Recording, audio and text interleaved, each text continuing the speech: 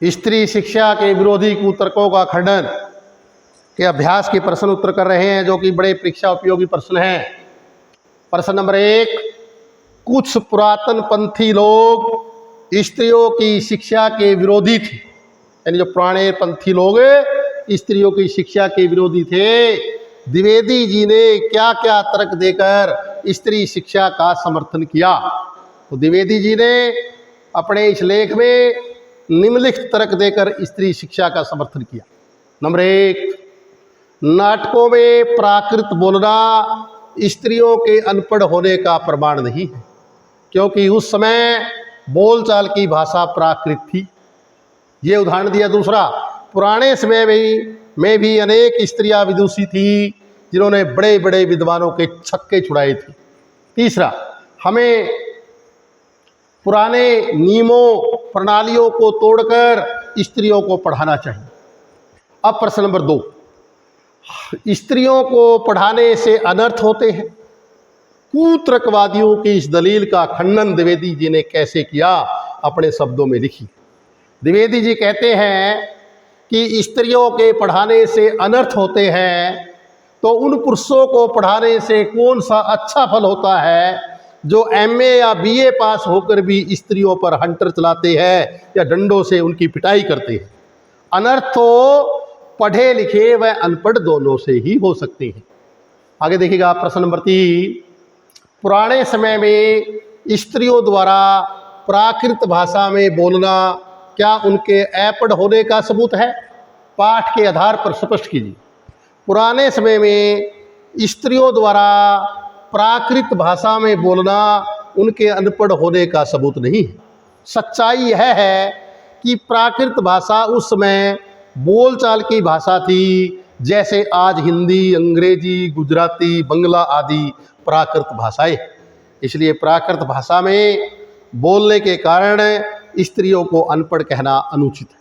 Next पे देखेंगे हम प्रश्न नंबर 4, क्या शिक्षा महिलाओं को अनर्थ के रास्ते पर ले जाती है? उत्तर, पढ़ाई लिखाई से कभी अनर्थ नहीं होता। अनर्थ का बीज पढ़ाई लिखाई में बिल्कुल भी नहीं होता। अनर्थ पढ़े लिखे स्त्री और पुरुषों से और अनपढ़ स्त्री पुरुषों से भी हो सकता है। अनर्थ के कारण और ही होते हैं तथा वे व्यक्ति विशेष का चाल चलन देखकर जाने जा सकते हैं।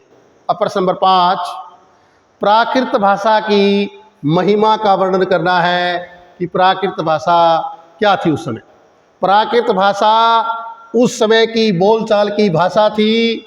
बौद्धों और जैनों के हजारों ग्रंथ इसी भाषा में ही लिखे गए हैं। भगवान बुद्ध ने इसी भाषा में उपदेश दिए। त्रिपिटक हमारे महाभारत से ही बड़ा ग्रंथ है और यह भी प्राकृत भाषा में लिखा गया है। इस प्रकार हम कह सकते हैं कि उस समय प्राकृत भाषा साहित्य की भाषा थी। हम प्रश्न नंबर 6, परित्यक्त सीता ने लक्ष्मण के द्वारा राम को क्या कहा था, क्या संदेश दिया था? परित्यक्त का मतलब जब सीता रामचंद्र द्वारा त्याग दी गई थी। परित्यक्त सीता ने लक्ष्मण के द्वारा राम को कहा था कि हे लक्ष्मण, जरा उस राजा से कह देना कि मैंने तो तुम्हारी आंख के सामने ही आग में कूद करके अपनी पवित्रता साबित कर दी थी, फिर भी लोगों के मुंह से झूठी बातें सुनकर तुमने मुझे छोड़ दिया। क्या ये बात तुम्हारे कुल के अनुरूप है? लास्ट प्रश्न नंबर 7, स्त्री शिक्षा के विरोधी कुतर्कों का खंडन।